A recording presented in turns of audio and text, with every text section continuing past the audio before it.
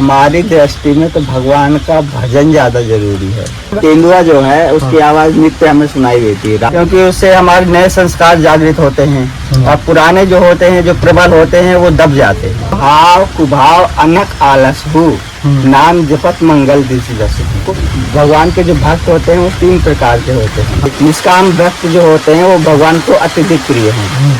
सिया राम में सब देख जाए, वो भगवान में ही सब संसार को देखते हैं।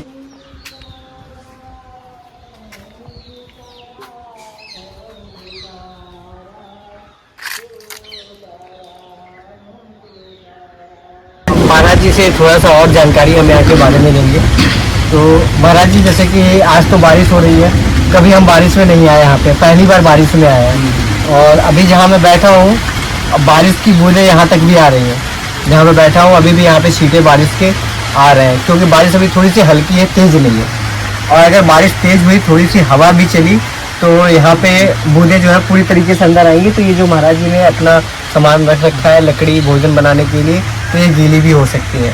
तो आपने यहाँ महाराज जी की स्थिति को देखा चित्रकूट जंगल के अंदर कि महाराज जी किस कष्ट से यहाँ पे रहते हैं। तो मैं आप लोग को बताना चाहूँगा कि एक बार जरूर आए, महाराज जी के दर्शन करें, और दर्शन करने के साथ ही साथ यहाँ महाराज जी को भी देखें किस कष्ट में, किस स्थिति में महाराज जी यहाँ पे रह रहे हैं। और इससे ज़्यादा क्या कह सकते हैं महाराज जी। अपनी मदद कर दूंगा महाराज जी की, लेकिन महाराज जी कोशिश करेंगे अपने तरफ से पूरी कि आपकी पूरी मदद की जाए। तो महाराज जी की जो भी हमसे बन पड़ेगा वो मदद करेंगे। तो महाराज जी और कुछ कहना चाहेंगे? सबको एक ही संदेशा देना चाहेंगे हम आखिरी में। हाँ। कि भाई आप जो अगर इस वीडियो को देख रहे हैं तो भले ही हमारा कोई सहयोग ना करें, पर अपना घर में बैठ करके शांति से 2 मिनट के लिए भजन जरूर कर लिया करें, क्योंकि भजन से ही कल्याण होता है। भजन से ही हमारे जो बुरे संकट होते हैं वो जो है सब कटते हैं धीरे धीरे। तो इसीलिए हमारे लिए नहीं, अपने लिए ही अपना भजन कर लिया करें 2 मिनट के लिए। मतलब जितना समय मिले आपको तो उतनी देर के लिए अपना भजन कर लिया करें।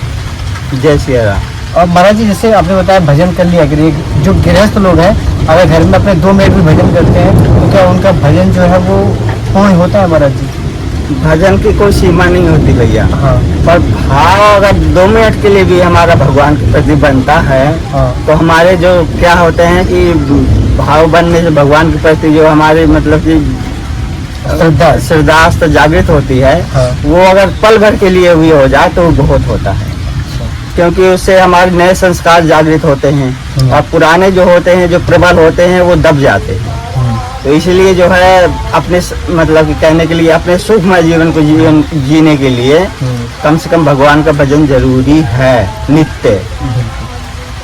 तो महाराज जी ने बताया कि भजन करना बहुत ही जरूरी है। आप गृहस्थ में रहते हुए भी घर पे भजन कर सकते हैं। महाराज जी, जैसे जिनको गुरु मंत्र नहीं मिला है वो किस नाम का भजन करें? जिनकी उनके इष्ट में आस्था हो।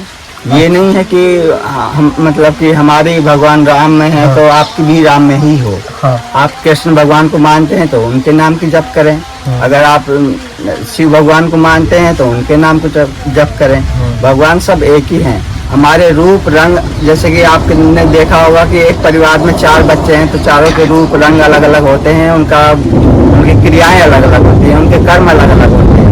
इसी तरह ये भगवान ने सृष्टि को चलाने के लिए एक व्यवस्था बनाई हुई है कि भैया अगर आपका मन जिसमें लगता है उसी में लगा, उसमें भी मैं हूँ। तो जिसमें आपकी श्रद्धा बने, मतलब अगर आदमी ने गुरु मंत्र नहीं लिया है, जो गृहस्थ लोग हैं वो गुरु मंत्र अगर नहीं लिए हैं तो वो अपने इष्ट देव का, और जो महाराज जी अपने इष्ट देव को भी नहीं जानते होंगे। जैसे बहुत सारे लोग हैं पुराने घर को छोड़कर नए जगह पर बस जाते हैं और उन्हें ये नहीं पता कि हमारे इष्ट देव कौन है। अब वो अपने हृदय से ही, जैसे मान लीजिए उन्होंने सोचा हनुमान जी की भक्ति करता हूँ, तो शंकर जी की भक्ति करता हूँ, तो क्या उसके भी लाभ है महाराज जी? भगवान को कहते हैं ना कि भाव कुभाव अनक आलस हु नाम जपत मंगल दिशि दस। कि भगवान का नाम कभी भी किसी भी अवस्था में लो, हाँ। तो कल्याणकारी है। अच्छा। हमें ये नहीं देखना होता। हम तो साधु संतों में तो ये देखा जाता है कि अशुद्ध अवस्था में मतलब भगवान का नाम जो है वाणी से, मन से आप भले ही ले सकते हो, हाँ। पर वाणी से नहीं आप निकाल सकते। हाँ।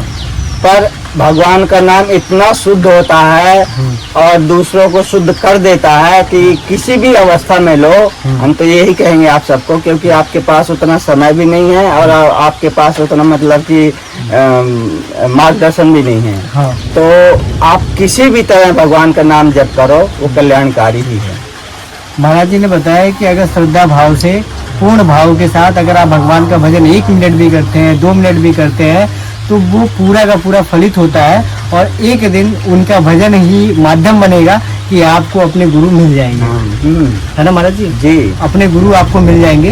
तो और संत दर्शन से, जो महाराज जी ने शुरू में ही बता दिया कि संत दर्शन से पातक तर जाते हैं, और संत दर्शन जो है प्रथम भक्ति में बताया गया है, प्रथम भक्ति संतन कर संगा। तो इस तरीके से आप अगर चाहते हैं कि मोह माया की दुनिया से बाहर निकले, तो आप थोड़ा सा संत के संगत में आए। खैर गृहस्थ आश्रम तो बहुत बड़ा आश्रम है, महाराज जी ने बताया कि गृहस्थ आश्रम तो बहुत बड़ा आश्रम है महाराज जी, लेकिन आप संत का संगत भी अगर आप पा जाते हैं तो उससे भी आपके भाग्य का उदय हो जाता है। और महाराज जी, मोक्ष प्राप्ति करना बहुत जरूरी है या भगवान का भजन करना जरूरी है? देखो भैया, हमारी दृष्टि में तो भगवान का भजन ज्यादा जरूरी है। हाँ। क्योंकि भक्ति जो है वो भगवान को अत्यधिक प्रिय है। हाँ। और जो मोक्ष के लालच में भक्ति करे तो महाराज जी वो भक्ति किसी न किसी तरह भगवान को भज तो रहे हैं ना, भज रहे हैं महाराज जी, लेकिन अगर अपनी कामना लेकर के भगवान की पूजा कर रहे हैं तो कितना महाराज जी कहते हैं कि भगवान के जो भक्त होते हैं वो 3 प्रकार के होते हैं। हाँ। एक तो जो कामना लेकर करते हैं। हाँ। और राम इच्छा से एक अर्थ, मतलब कि कोई भी कामना हो, अर्थ की हो, पुत्र की हो, धन की हो, कोई भी मतलब बहुत सारी कामनाएं होती है मनुष्य की। और कोई कोई ये भी होता है कि कोई मतलब कि ज्ञान के लिए करता है। हाँ। कि भाई हमें इस तरह का ज्ञान होना चाहिए, हमें प्रकृति का ज्ञान होना चाहिए, या फिर हमें अध्यात्म का ज्ञान होना चाहिए, हमें उस तरह का ज्ञान होना चाहिए, लौकिक ज्ञान होना चाहिए। तो इस तरह के होते हैं। और कुछ होते हैं ऐसे कि जो निष्काम होते हैं।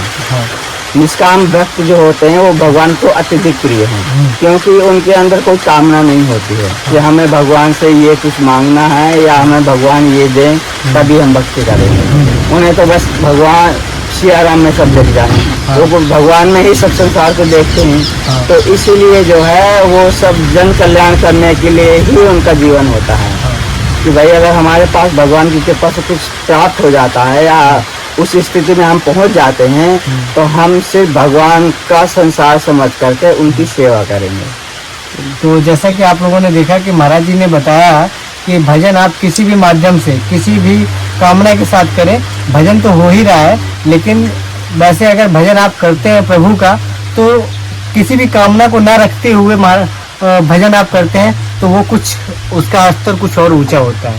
भक्ति अगर हमारे अंदर कोई कामना नहीं है तो वो भक्ति की तरफ बढ़ता है। हाँ। अगर भक्ति जो है भगवान को अत्यधिक प्रिय है। जैसे कि कहते हैं कि माता पिता को उसका पुत्र अधिक प्रिय होता है और उसको दुलार करते हैं, उसको स्नेह करते हैं, मतलब उसकी हर इच्छा मांगे तो भी ना मांगे तो भी उसकी हर इच्छा जो है पूर्ति करते हैं। इसी तरह भगवान होते हैं।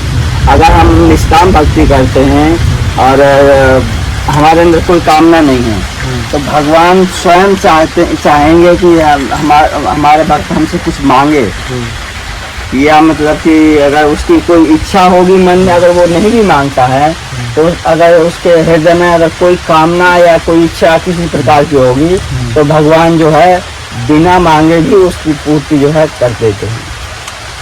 महाराज जी, मैं बैठा हूँ, आप कह रहे हैं, लेकिन मेरे दिमाग में यही चल रहा है, जो पानी की बूंदें गिर रही हैं ऊपर, तो मैं यही सोच रहा हूँ कि अगर यहाँ पे एक टीन की दीवार ही खड़ी हो जाती तो ये कुछ एरिया सेफ हो जाता। महाराज जी, मैं आपके पास बैठा हूँ, लेकिन महाराज जी दिमाग वहीं पे चल रहा है, क्योंकि पानी की बूंदें जब गिर रही हैं तो महाराज जी महसूस हो रहा है ये चीज़ यहाँ पे, कि अगर एक टीन की दीवार भी यहाँ पे लग जाती तो महाराज जी को भजन और भक्ति करने में आसान हो जाता थोड़ा सा। जो इच्छा करी हो मन माही, राम कृपा कछ दुर्लभ नाही। हाँ, महाराज जी ने देखिए आसान शब्दों में कह दिया, जो इच्छा करी हो मन माही। हाँ। राम इच्छा कुछ दुर्लभ नहीं, राम कृपा कछ दुर्लभ नहीं, राम कृपा कुछ दुर्लभ नहीं। तो अगर महाराज जी ने कह दिया है तो ये जल्द ही होगा राम इच्छा से। तो महाराज जी के दर्शन हुए और यही कामना करता हूँ कि हमारे जो संत महाराज जी हैं वो कहीं ना कहीं हमारे लिए ही भजन और तपस्या, इतनी कठिन तपस्या करते हैं यहाँ पे जंगलों में बैठ करके।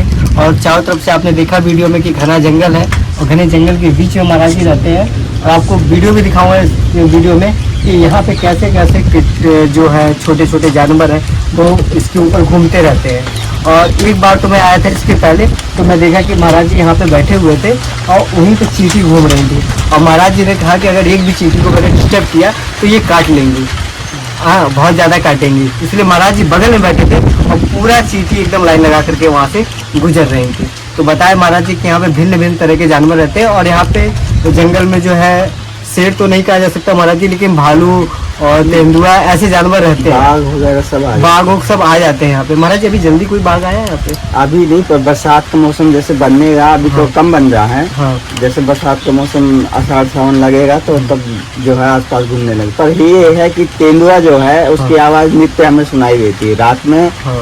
कभी भी 8 बजे 6 बजे 7 बजे 8 बजे से लेकर के और रात्रि के 3-4 बजे तक जो है उसकी आवाज़ हमें रोज सुनाई देती है। और महाराज जी मैंने एक चीज़ और देखा कि जैसे कि आपके पास लाइटें हैं यहाँ पे, उस स्तर की लाइटें नहीं है महाराज जी के पास जो तेज जल सके या दूर तक दिखाई। ये जो है आपका 1-2 घंटा काम चलाने लायक है। हाँ। अगर आप लंबे समय तक चलाओगे तो लंबे समय तक जो है सफल नहीं है। हाँ, तो वही मैं चीज़ें यहाँ पे देख पा रहा हूँ कि मतलब ऐसी लाइटें नहीं है कि महाराज जी को अगर अचानक ज़रूरत हो तो दूर तक जला के लाइट देख सकते देख पाए महाराज जी।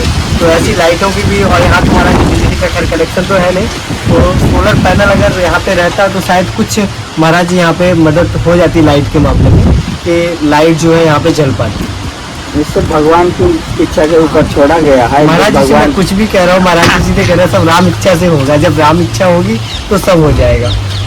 तो इतनी कठिनाई देख करके इस जंगल में कि महाराज जी कितने कठिनाई में रहते हैं, तो महाराज जी यहीं पर मैं वीडियो को एंड करना चाहूँगा। और जल्द ही मैं महाराज जी से फिर मिलने आऊँगा, फिर एक नई वीडियो बनाऊँगा और कोशिश करूँगा कि महाराज जी से फिर से सत्संग लूँ।